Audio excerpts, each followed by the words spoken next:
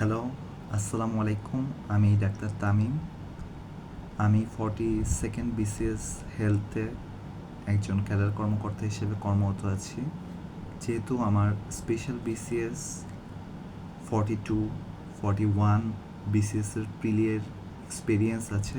আর আমি আসলে যখন BCS ক্যাডার হিসেবে জয়েন করি, তারপরে আমি পোস্ট গ্র্যাজুয়েশনও আসলে এন্ট্রান্স পরীক্ষা উত্তীর্ণ হই। আমি FCPS পার্ট 1 জুলাই 2022-এ পাশ করি। তখন BCS-এ কর্মরত ছিলাম এবং পরবর্তীতে আমি MD রিউমাটোলজি ফেজে এন্ট্রান্স পরীক্ষায় BCS-এ কর্মরত অবস্থায় পরীক্ষা দিয়ে পাশ করি। তো আমার যখন BCS স্পেশাল BCS-টা আমি যখন অ্যাপিয়ার করি, তখন আমি ইন্টার্ন ডক্টর ছিলাম। সো আমি আসলে খুবই শর্ট টাইমের মধ্যে প্রিপারেশন নিয়েছিলাম। সো চিন্তা করলাম যে আমি যদি আমার এক্সপিরিয়েন্সটা শেয়ার করি, তাহলে আমাদের যারা ফেলো BCS অ্যাসপায়ার্টস আছেন তাদের সুবিধা হবে। তো আমি আমার এই টোটাল ভিডিওটাকে 3টা সেগমেন্টে ভাগ করেছি। ফার্স্ট সেগমেন্টে কেন আমরা BCS দিব, সেকেন্ড সেগমেন্টে what are the specialities in a special BCS, আর থার্ড সেগমেন্টে রয়েছে the mindset of a BCS candidate. Okay, first segment কেন BCS দিব। অবশ্যই এটা পার্সোনাল চয়েস, তবুও যেহেতু BCSটা একটা লং জার্নি প্রিপারেশনটা, তো আমরা কেন এত কষ্ট করতেছি এই প্রশ্নের উত্তরটা যদি জানা থাকে, তাহলে আমাদের জন্য আমাদের ম্যাক্সিমাম এফোর্ট দেওয়াটা সহজ হবে। প্রথমত, আমরা এতদিন যত পরীক্ষা দিয়ে এসেছি, final proof, medical admission test, এগুলো থেকে আমরা কখনো ওই অর্থে ডিরেক্ট ইনকাম করতে পারিনি।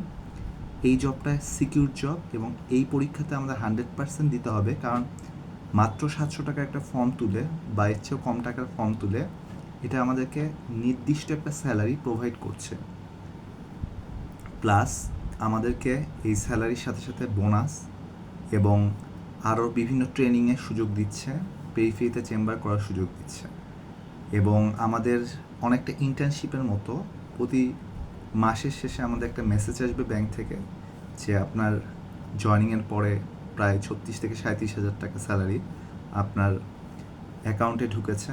আর আপনার মূল বেতন যেটা প্রায় 25,500 টাকা, সেই মূল বেতনটা জয়নিংয়ের সময় সেটার সমান অ্যামাউন্টে আপনি ঈদের সময় বোনাস পাবেন। আর প্রায় জয়নিংয়ের দিকে শুরুতে প্রায় নববর্ষ ভাতা পাবেন 4,500 টাকার মতো বা 5,000 টাকার মতো। এখন গেল প্রথমত এই জবে BCS কেনই বা দিব, ঠিক আছে। আর এরপর হচ্ছে স্পেশালিটিস ইন স্পেশাল BCS। প্রথমত, অন্যান্য যে জেনারেল BCSগুলো রয়েছে তার চেয়ে আমাদের স্পেশাল BCSে যে পুরা BCS পরীক্ষাটার প্রক্রিয়া, এটা অনেক দ্রুত সম্পন্ন হয়। যেমন আপনার একটা BCSের প্রিলি দেওয়ার পরে আপনার BCSের জয়নিং পর্যন্ত অনেক ক্ষেত্রে 2 বছর বা তারও বেশি সময় লাগে। যেমন আমাদের ক্ষেত্রে 41 BCSের ক্ষেত্রে এমনটি হয়েছে, কিন্তু 42 BCSে মোটামুটি 7 থেকে 8 মাসের মধ্যেই আপনার প্রিলি থেকে শুরু করে টোটাল প্রক্রিয়া জয়নিংয়ের মোটামুটি সম্পন্ন হয়ে যায়। এটা হচ্ছে আপনার মানে অর্থাৎ আপনি খুব দ্রুত সময় চাকরিটা পেয়ে যাচ্ছেন। 2 নাম্বার হচ্ছে যে আপনার যখন জেনারেল BCSে যোগদান করবেন, দেখা যাবে যে আপনার উপজেলা প্রায় ফাঁকা, মাত্র 2-3জন ডাক্তার ওখানে যোগদান করছেন। তখন কি হবে, আপনার ওয়ার্কলোডটা অনেক বেশি হবে। তো আপনি যখন স্পেশাল BCSে জয়েন করবেন, দেখা যাবে যে 2,000 ডাক্তার একসাথে জয়েন করছেন, দেখা যাবে 6-7 জন নতুন ডাক্তার জয়েন করছেন উপজেলা হেলথ কমপ্লেক্সে, আর পূর্বের BCSের আরও 3-4 জন পাবেন। ফলে আপনার ওয়ার্কলোডটা কম হবে, আপনি অনেক শান্তিতে আপনার কর্মজীবনের শুরুটা করতে পারবেন। এরপর যেহেতু আপনার ওয়ার্কলোডটা কম থাকবে স্পেশাল BCSে, সেহেতু আপনার লেখাপড়ার সময় বেশি পাবেন।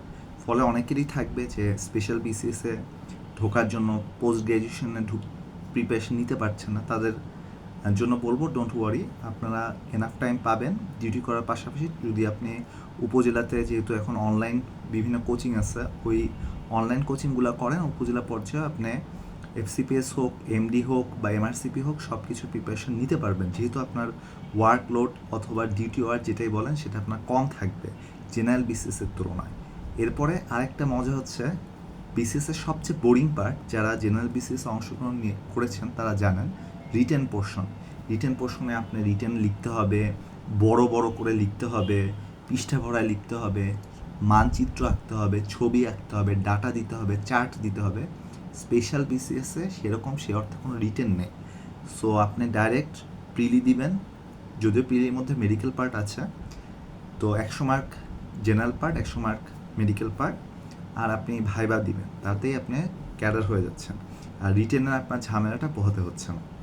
এখন আসলো কনস বা অসুবিধাগুলো।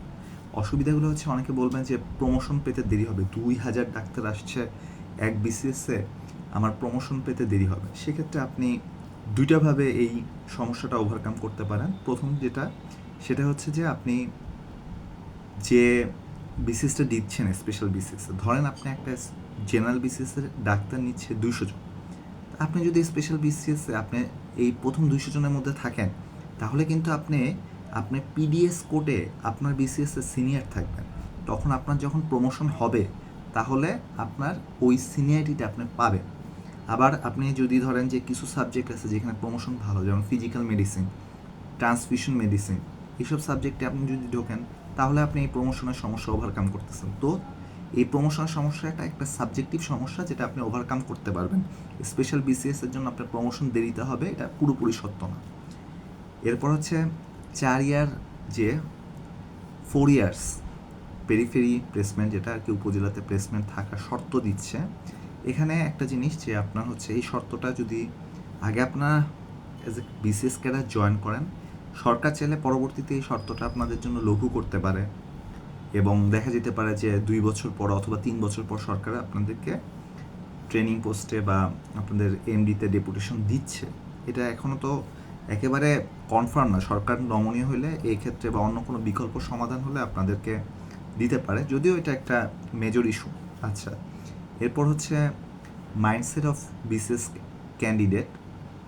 এটা হচ্ছে আমাদের অনেকেই কমন প্রশ্ন হয় যে ভাই আমি কয় ঘন্টা পড়বো।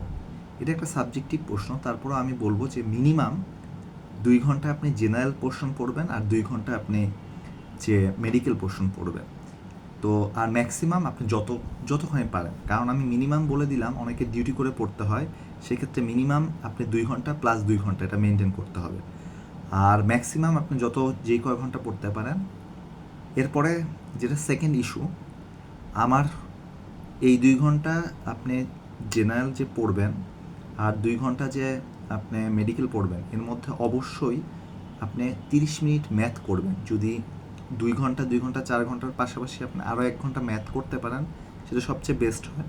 আর যদি আপনি সেটা না পারেন, তাহলে ওই 2 ঘন্টা যে জেনারেল পড়বেন তার মধ্যে অন্তত 15 মিনিট থেকে 20 মিনিট আপনি ম্যাথ করবেন। একটা নিয়মের ম্যাথ একবার করে করবেন, ঠিক আছে? মানে এক নিয়মের ম্যাথ অনেকগুলো করার দরকার নাই, এক নিয়মের ম্যাথ একটা করলেই যথেষ্ট।